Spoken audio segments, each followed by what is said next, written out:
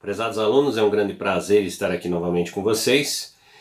Então nós vamos dar continuidade aos nossos estudos de filosofia do direito. Hoje nós temos um texto de Paul Nader, que vai falar basicamente sobre a Idade Média, sua concepção, as características do cristianismo, toda a sua estrutura voltada principalmente a essa ideia da filosofia do direito nessa fase. Claramente, nós estaremos discutindo sobre aquilo que é o justo ou injusto dentro desse cenário, principalmente com relação à característica religiosa apresentada nessa fase. Então vamos ao nosso primeiro slide. Cristianismo. No plano de pensamento, a época medieval foi denominada pelo cristianismo. Doutrina surgida no início de nossa era com Jesus de Nazaré, que, em seus 3 anos de apóstolo, pregou fraternidade entre os homens e condenou a hipocrisia e a cobiça. No último cartel do século IV, após 50 anos de perseguição oficial aos cristãos, o governo romano, com a promulgação de vários decretos, reconheceu o cristianismo como única religião legal do império. O triunfo não se deu por contingência, mas devido a um conjunto de motivos que favoreceu a expansão da doutrina junto às camadas sociais. A nova religião, que colhera subsídios em outras seitas e se apresentava como a mais universal, franqueou o seu culto às mulheres, diferentemente do mitraísmo, seu rival, além de atender aos pobres e aos mais humildes. Embora se encontrem alusões à justiça nas palavras do grande fundador, em sua formulação original, o cristianismo não se ocupou com a ideia do direito e nem da organização da sociedade, de vez que, apoiado no Novo Testamento, surgiu para atuar no âmbito da consciência humana, infundindo-lhe princípios morais. Aí a gente pode perceber então que esse cenário vai se construindo, vai se modificando, vai trazendo uma nova perspectiva para essa sociedade. Tal dita, com essa religiosidade vista como universal, que vai contribuir, para diversas camadas. Então a sociedade ela vai começar a participar dessa relação da estrutura reconhecida pelo Império Romano, que é a ideia, por exemplo, do cristianismo. Vamos adiante. A filosofia do direito medieval, que girou fundamentalmente em torno do cristianismo, foi influenciada pela doutrina de Paulo de Tarso, que muitos séculos antes, em Epístola aos Romanos, admitira a existência do direito natural, inscrito nos corações humanos. Esse direito estaria para os gentios assim como a lei mosaica para os judeus. Segundo o apóstolo, embora os gentios ignorassem a lei escrita, poderiam observá-la, seguindo os impulsos da natureza. Para o apóstolo, a noção de justiça não se achava aprisionada na lei positiva, pois o homem justo não se fazia pela observância da lei, mas pela fé na orientação do Redentor. São Paulo, que em sua formação intelectual inspirou-se na filosofia helênica, sobretudo pela doutrina estoica, interpretou extensivamente as palavras do Evangelho ao revelar as verdades ali implícitas. Ao mesmo tempo em que valorizava o poder da fé e do amor, o apóstolo situava a lei em plano inferior, pois esta representava a carne, ou seja, o pecado, a morte, tudo aquilo que o fundador do cristianismo procurava redimir. A lei positiva devera ser superada pela fé e pelo amor. As reflexões sobre a lei encontram-se principalmente na Epístola aos Romanos, onde foi abordada em 4 dimensões: lei divina ou eterna, lei da razão ou natural, lei positiva e a lei do pecado. Assim, essa concepção ela vai começando a se estruturar. É claro que nós precisamos entender que quando tratamos basicamente de um processo de religiosidade, naturalmente vai surgir as formas de comportamentos, né? Consequentemente as normas. E isso vai estar direcionado a um comportamento no pensamento, né, do próprio direito, ou seja, aquilo que vai se instituir em uma sociedade. Assim é importante nós pensarmos, por exemplo, que dentro dessa característica as influências vão começar a expandir dentro desse cenário, que é o cenário composto aqui na Idade Média, ou seja, vai se estruturando a partir dessas referências novas que vão concebendo essa sociedade, que vão participando, que vão interagindo com essa sociedade aí. Vamos adiante ao nosso próximo slide. Santo Agostinho. Ao longo da Idade Média, o pensamento cristão foi denominado sucessivamente pela patrística e pela escolástica. A primeira formou-se nos primórdios do cristianismo e perdurou até Carlos Magno, no ano de 800. Seu principal nome foi Santo Agostinho, que viveu entre 354 a 430. Nascido em Tagaste, norte da África, autor de uma doutrina considerada o elo de transição entre a filosofia grega e a medieval, Agostinho seguiu inicialmente a seita maniqueísta, que proclamava a existência de uma luta constante entre o princípio do bem e o do mal. Porém, ao estabelecer o contato com o Santo Ambrósio, em Milão, e com os escritos de Plotino, abandonou o materialismo e converteu-se à religião cristã, ordenando-se sacerdote, e 4 anos após, sagrando-se bispo de Hipona, antiga cidade da Numídia, onde veio a falecer. Em As Confissões, hino de louvor a Deus, autorretrato espiritual, Agostinho considerava que a verdadeira justiça interior não adotava o costume como parâmetro, mas a lei divina, que seria a fonte legítima do costume. Fundado na lei retíssima de Deus onipotente, o costume se formaria de acordo com os países e tempos. Essa lei seria universal e imutável, não obstante a variação de latitudes e épocas. O texto agostiniano sugere uma contradição, pois ao mesmo tempo em que se preconiza a mutabilidade do costume em razão do tempo e lugar, retrata a lei-fonte como imutável. Na realidade, a contradição estaria apenas na aparência, pois a lei divina, substanciando-se em princípios, pode oferecer um leque de modelos que se diversificam de acordo com a policromia social. Santo Agostinho é um grande representante da filosofia medieval. Ele vai trazer, em outras palavras, uma grande contribuição. Dentro da relação dos chamados padres, que vai ser a concepção patrística ao qual ele pertence, dentro dessa relação, as suas concepções e as suas construções intelectuais, elas estão voltadas principalmente à relação da fé, que vai se exprimir no homem. Comportamentos, formas de agir extremamente rígido dentro dos seus textos, vai trazer essa concepção, essa nova forma de entender essa rigorosidade da religião que se estabelece nessa fase. Portanto, as contribuições são inúmeras diante desse intelectual da Idade Média, que vai tratar basicamente da filosofia, também do direito nessa fase. Vamos adiante. Santo Isidoro de Sevilha. Em sua obra Etimologias, de caráter enciclopédico, Santo Isidoro, que viveu em 570 a 636, considerado o último nome do relevo do patrístico, projetou a sua vasta cultura abordando as diversas áreas do saber, no período de transição para a escolástica. A obra recebeu o subtítulo de Origens, devido ao fato de que Isidoro, preliminarmente ao estudo de cada tema, examinava o sentido inicial das palavras.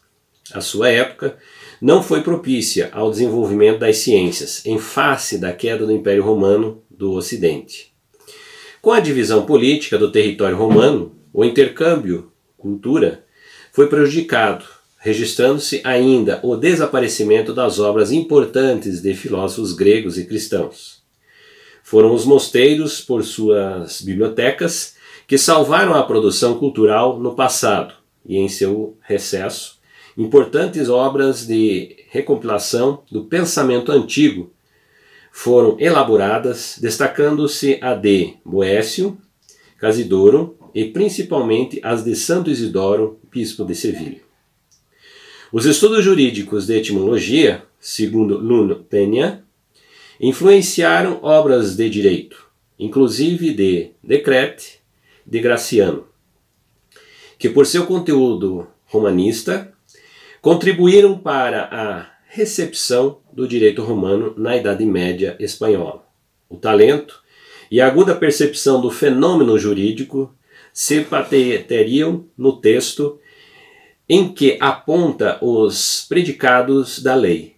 A lei há de ser honesta, justa, possível, adequada à natureza e aos costumes, conveniente no tempo, necessária, proveitosa e clara, sem obscuridade que provoque dúvidas, a estatuída para a utilidade comum dos cidadãos e não para o benefício particular.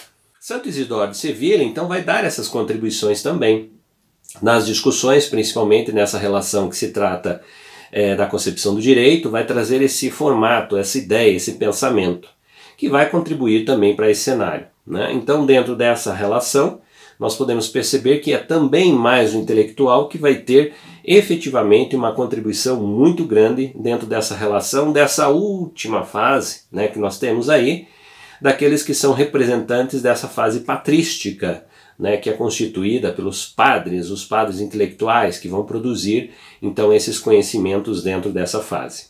Passando essa fase, nós vamos entrar então no pensamento de Tomás de Aquino. Vamos adiante então. Pensamento jurídico de Tomás de Aquino. Foi com a doutrina de Tomás de Aquino, que viveu em 1225 a 1274, que a escolástica conciliou a filosofia aristotélica com os dogmas religiosos. A época em que o doutor Angélico viveu e elaborou a sua prodigiosa obra foi marcada por novas inclinações no pensamento filosófico, com a doutrina agostiniana perdendo seu poder de influência para a de Aristóteles. De grande significado para a transição foi a atividade intelectual de Alberto Magno, que viveu entre 1193 a 1280. Filósofo e teólogo alemão, mestre de Tomás de Aquino, em Paris, e adota a cultura enciclopédica que lhe valeu o título de doutor universalis. Estudioso e admirador de Aristóteles, promoveu o que se chamou de recepção aristotélica, introduzindo a escolástica para o retorno ao notável filósofo grego. O caminho para Tomás de Aquino estava aberto. Com um forte poder de síntese, o doutor Angélico escreveu sobre as mais diversificadas questões teológicas e filosóficas, onde se acham expostas também em suas reflexões sobre direito e política. A doutrina básica encontra-se na monumental obra Summa Theologica, que é dividida em 3 partes e reúne 631 questões desenvolvidas em 2.652 artigos. No âmbito da teologia, estabeleceu a harmonia entre a razão e a fé, negando a validade, a teoria da dupla verdade, pois não era possível que algo fosse verdadeiro na teologia e falso na filosofia, ou verdadeiro nesta e falso naquela. Enquanto na filosofia o conhecimento advém da razão, na teologia provém da fé e da revelação. A filosofia deveria subordinar-se à revelação, que é o critério da verdade. Tomás de Aquino é muito importante, né, porque através da própria Summa Theologica, que é uma obra muito referendada dentro desse cenário, vai trazer diversas discussões e aproximação principalmente do pensamento aristotélico.